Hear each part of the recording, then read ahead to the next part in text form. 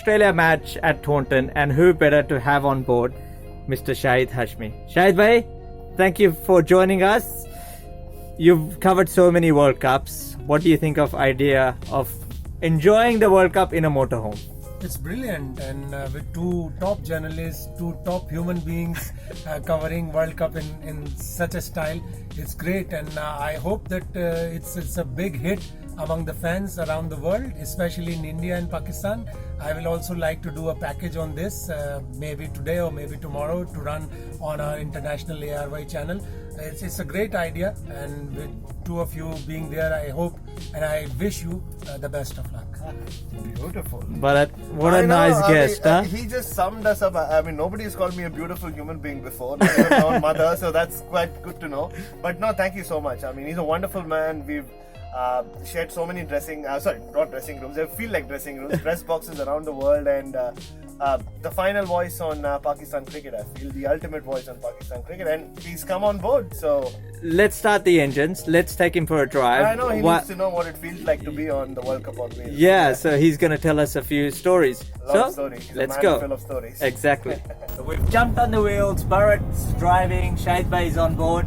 Shahid bhai, we want to know, you've been doing journalism for so long, and not many people know this, but Bob Woolmer, you actually were one of the first people to break that story. Can you tell us a little bit about it? I was actually not in Jamaica. I was in St. Kitts, covering the ugly group of Australia, the Scotland, South Africa, and the Netherlands, where Herschel Gibbs hit 6 sixes of Van Den Bonge, and suddenly next day I got news from one of the assistant managers of Pakistan team. Actually, 2 boys had come from London, and they were disturbing me, calling me all the time. They wanted Azhar Mahmood's number, so that they can get that free passes. So I called Asad Mustafa early in the morning, asking him of Azhar Mahmood's number, and then suddenly Asad Mustafa told me that don't call right now, because Bob Woolmer had fallen in his room unconscious, and we are taking him to his room. So I told AFP, and at that time my editor was not believing me. He said that you are miles away from Jamaica and you are saying something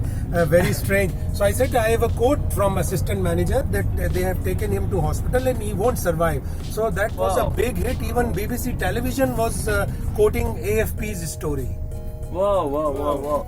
And how did Pakistan media react to this? I mean, was it broken? And you were around.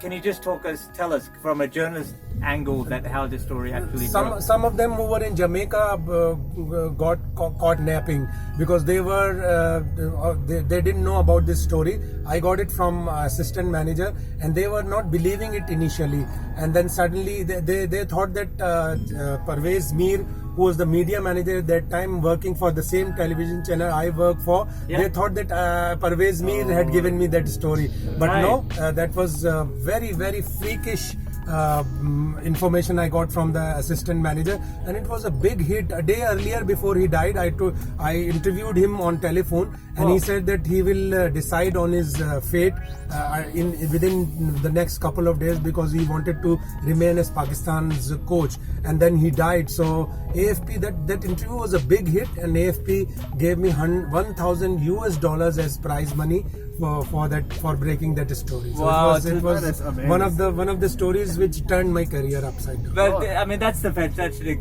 Bharat. We talk about everything, but journalism, and we're so happy to have Shahid bhai on board. I know.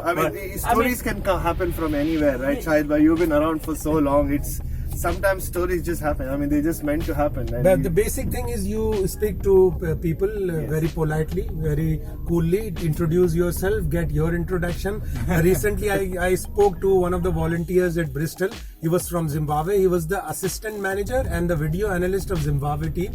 He said that I cried when Zimbabwe did not qualify for this World Cup because he had applied as volunteer only to see Zimbabwe playing, being associated with Zimbabwe cricket for 6 years, and suddenly he defected to England. So that was another big story. If you speak to people, you get to know them, and you get big stories. Oh, best journalism advice ever.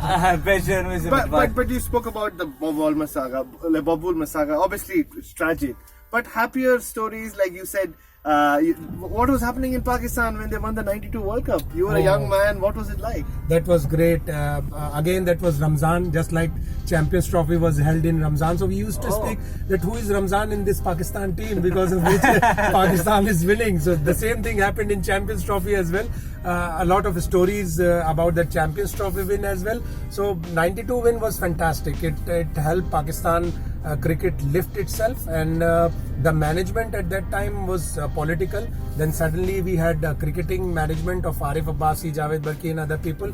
So that '92 win was fantastic, and one of the major factors Pakistan cricket rose to such levels. Just going and looking at sort of all the World Cups you've covered. I mean, as a journalist, what's the fun about covering the World Cups? Of course, getting all these news, but I mean, why do you love it? Why do you love your job so much? It's the biggest event cricket reporter or cricket journalist can cover. You get to see a lot of people. The best thing about cricket World Cups, Champions Trophy, World T20s, you get to meet your Indian friends like you and Bharat, Yes. Kuldeep Lal, Sharda Ugra, Neeru Bhatia, Harpal Singh Bedi, a lot of people. And when you interact with them, you feel that India and Pakistan, they may be politically apart, poles apart, there may be animosity, there may be terrorism, there may be that Kashmir issue, unnecessary Kashmir issue. There are so many issues, but when you get to meet all these friends, there is no animosity, there is so much love, harmony and friendship that you enjoy it the most. Covering cricket and meeting Indian journalists and friends is a huge bonus.